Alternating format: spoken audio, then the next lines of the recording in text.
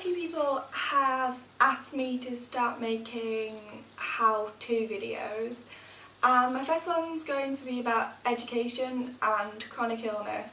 So obviously this video is kind of aimed at those who have a higher energy level. And the first bit is going to be about stuff that your parents have probably nagged you about for years, but it's just stuff like getting your lunch or your lunch money ready the night before, getting your clothes all laid out and getting your bag ready for the classes that you have.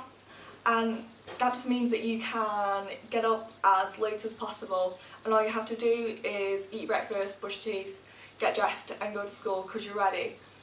And I'm also in the UK, so the next few tips are mainly going to be focused around the UK because I have no idea about anything when it comes to school in America because you guys are so confusing and I just have no idea whether these tips will be of any use to you whatsoever. So my first thing is that you don't have to go into registration. You want to speak to your school admissions officer, and if you speak to them and if they know that you're ill, then you just don't have to go in because it's pointless. You just go in when school actually starts, when your first lesson is, just sign in and then go to your lesson, because that's 20 minutes of just sitting there saying yes, I'm here, hello, what do you want me to do? And it just means that you can get up basically 20 minutes later.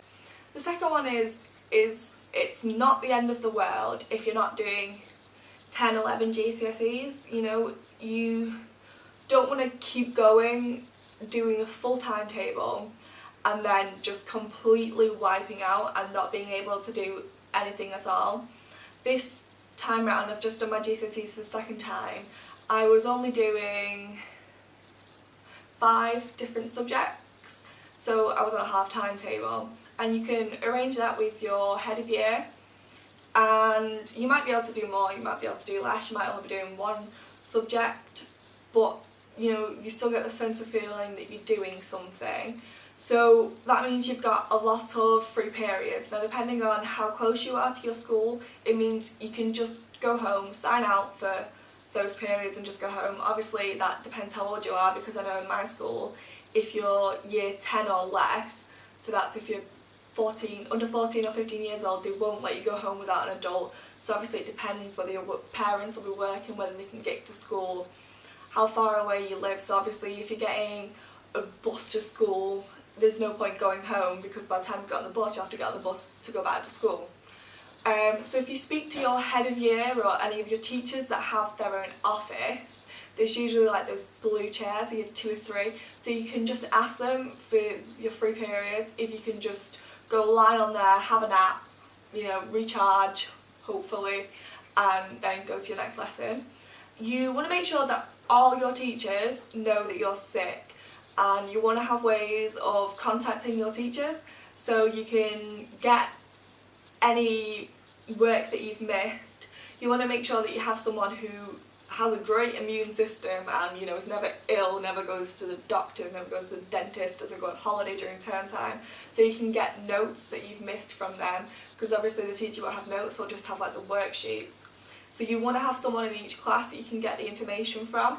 So it's really good if your head of year or someone that's kind of in charge of liaising with the rest of the school about your illness can send an email or a letter around to all your teachers saying she's sick, she's not going to come into school, don't get annoyed, her attendance is less than 50%, mine was about 20% in year 10 and 11, you're not allowed to go off if you get more than 95% attendance. So you want to have a situation in place where if you're going into school and you're just feeling really, really bad to the point where having a nap or a lie down in a dark place and where it's quiet isn't going to work, so you're desperate, you need to go home, you want to have a plan in place if that happens. The school calls your parents, they come pick you up, you just go home, no hassle. When it comes to exams, whether it's your GCSEs or your A levels, your AS levels, you want to speak to your exam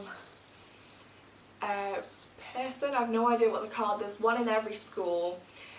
They basically will give you your exam timetables, they'll, you know, tell you if any of your exams clash that person. If you ask anyone in your school that works there, they'll know who they are. So if you go see them way before your exams start, you don't want to be doing this like a week before, because you won't get any of this. You can get stuff that will help you. Now, it doesn't actually help you, but it's just they're giving you stuff that they think will help, but they have no idea.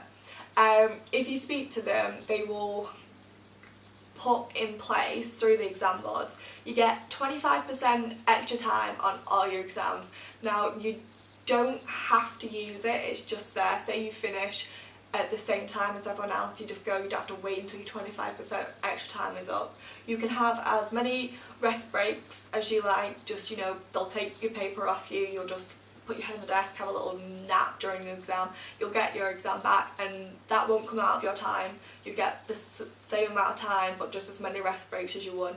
You want to have bottled water, you know, Gatorade, Lucozade, stuff that's energy bars, anything that will help you, you know, bananas, stuff that'll help you concentrate. You also can have someone write for you if you're desperate, if you have really bad pain, you know, fibromyalgia, chronic pain, arthritis in your hands, anything like that. And, you know, you can have someone write for you. You just have to tell them what you want to write, but obviously that has to be put in place way before the exams. You can be put in isolation, so it's just you in the exam. There's no noise, there's no, you know, oh god, everyone's writing, I'm not writing, you know, normal exam worries. You can also have a computer for, say, like English exams, where you have to write the whole essay, that kind of thing, just stuff that'll help you. Also, if you're doing an exam in isolation, when you finish your exam, as long as you hand your exam over and tell your teacher, or, you know, the person that's watching you do the exam, the invigilator, that you're done, you can just go, you don't have to wait, because like the maths exams are an hour and 45 minutes, and I remember the first maths exam I did, I'd finished after about half an hour, so I would practically be sitting there for the rest of the exam, and I found out that I could just leave, you know, just hand the paper in and just go. That was it, I was done. You can also have your exams at home if it's all put in place, and the invigilator will come to your house with the exam, and you'll just do it in, you know, your dining room, your study, where there's a table, you know. They'll check your rooms, or they should check your rooms to say there's no, you know, posters with German words on if you're doing German, that kind of thing. Also, in complete dire straits, if you completely have this huge relapse flare up before your exam, your invigilator can come to your house and, you know, say your exam was at 9 o'clock and, you know, you just feel like a complete zombie, you feel like you've been run over by a truck loads of times. You can, you know, nap till about 1 o'clock. The invigilator will stay in your house, make sure you're not talking to anyone who's just done the exam, and you can do the exam when you've had this huge nap that will hopefully help you feel a little bit better. Now, one of the main things about school is getting there. I'm really lucky. I live less than a mile. It's a mile and a half both ways to my school, so, you know, it takes me about 5-10 minutes to walk to school. If you have a blue badge, you can actually contact these people that take people who are disabled to school. You'll have to find out the number through your school, because obviously it's different in each county.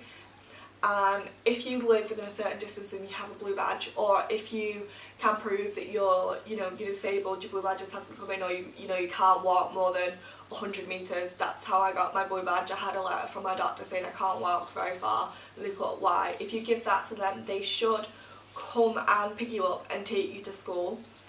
I don't know how that would work if you're doing a half timetable and, you know, you want us to go home before the end of the day. I'm not too sure. You'd have to ask. Sorry about the kittens.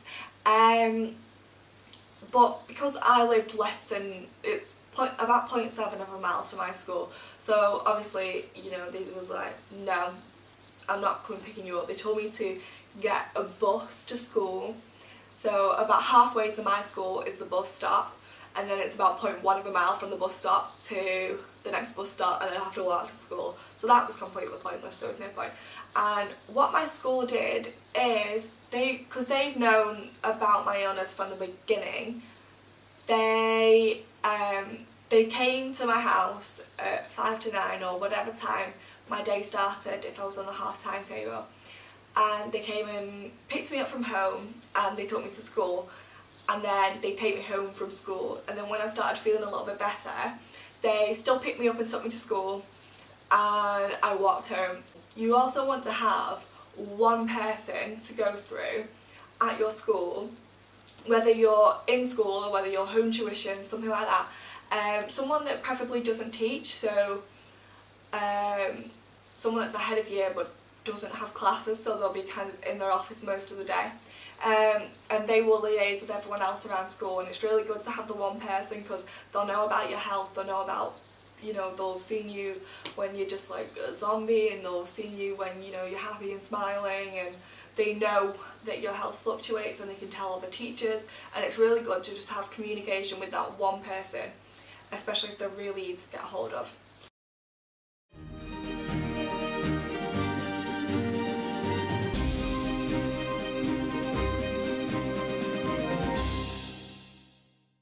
Hey everyone, so sorry about the plank of wood that was in the video.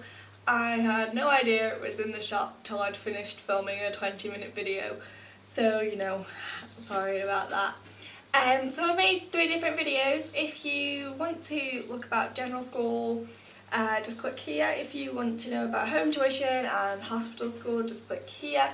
And if you want to know about sixth form, college or uni, click here. And I hope you guys are as well as possible, and thanks for watching.